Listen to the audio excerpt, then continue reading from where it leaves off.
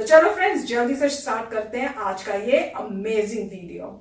भारत की GDP minus में आ गई है। ऐसा लग रहा है कि चलती फिरती मशीनें, सड़कें, शहर सब जाम हो चुके हैं, बर्फ जम गई है। इसलिए आह नहीं निकल रही है ना बहुतों की। आपकी आर्थिक बर्बादी की आह बर्फ में जम रही है। आप अपनी राजनीतिक भक्ति की आग में खामोशी से ही जला कीजिए। जब तापमान माइनस में पहुंच जाए तो भीतर की आग ही बचाएगी। भारत की जीडीपी की विकास दर -24 हो चुकी है। भारत के मैन्युफैक्चरिंग सेक्टर की विकास दर -39 हो चुकी है।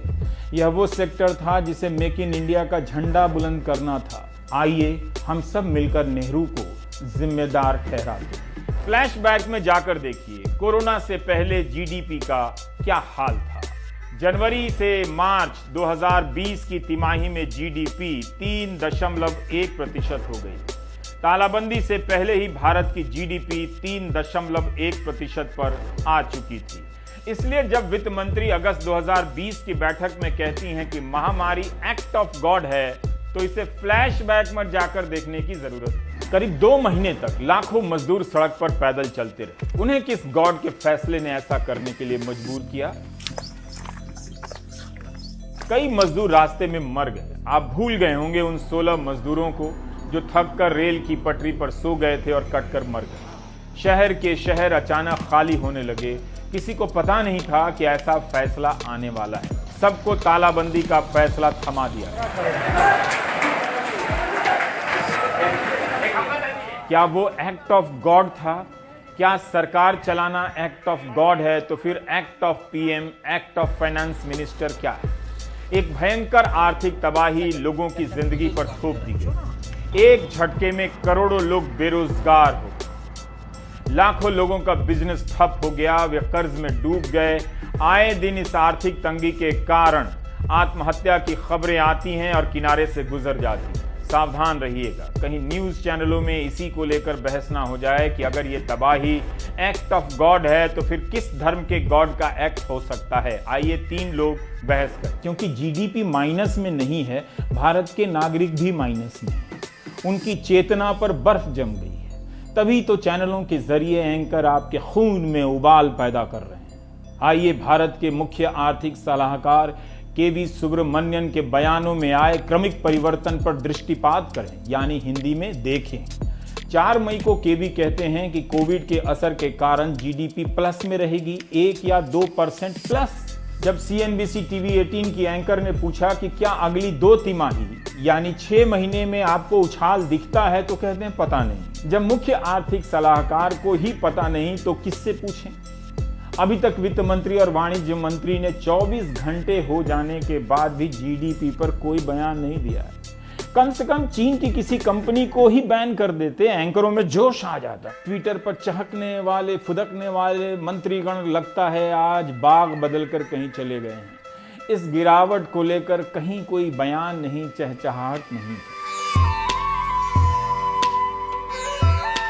यहां भी कोलाहल नहीं। इस तस्वीर की तिथि पहले नोट कर लें जजमान। शक संवत 1942, भाद्रपद शुक्ल पंचमी, रविवार, विक्रम संवत 2077।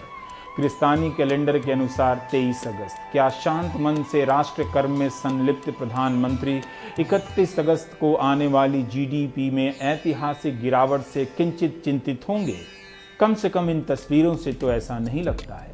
प्रधानमंत्री ने आर्थिक तबाही को छोड़ संभावनाओं की लगातार बातें करते जा रहे। कह रहे हैं कि खिलौना बनाइए, कुत्ता पालिए। जब करोड़ों लोग बेरोजगार हो रहे हैं, खाने के लिए पैसे ना हो, तो उन्हें देसी कुत्ता पालने का यह सुझाव वाकई मानवता से प्रेरित है। तालाबंदी के ऐलान के भाषण की बड़ी चर्चा हुई थी उस वक्त मार्च में। कई पत्रकारों ने लिखा, तुरंत ट्वीट किया, भाषण समझे बिना।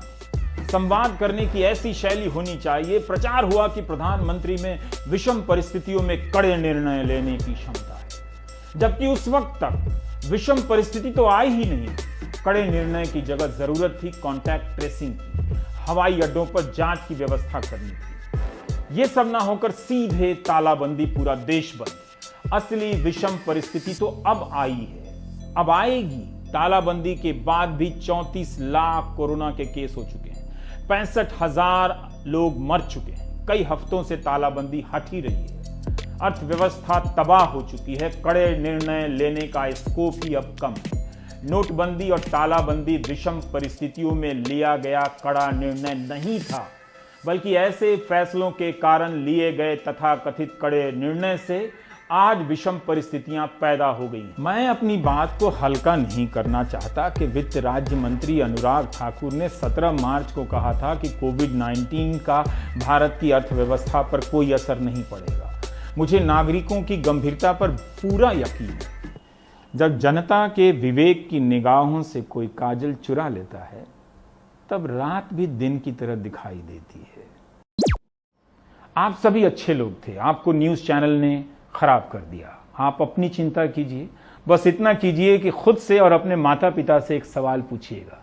अगर हम करें तो करें क्या, बोले तो बोले क्या। वाह मोदी जी, वाह वाह वाह वाह भाई वाह। लोगों को बेवकूफ बनाने की कोशिश। हाँ, होश में आइए थोड़ा। होश में नहीं आएंगे तो ले आऊंगा मैं आपको होश में। उठिए यहां से।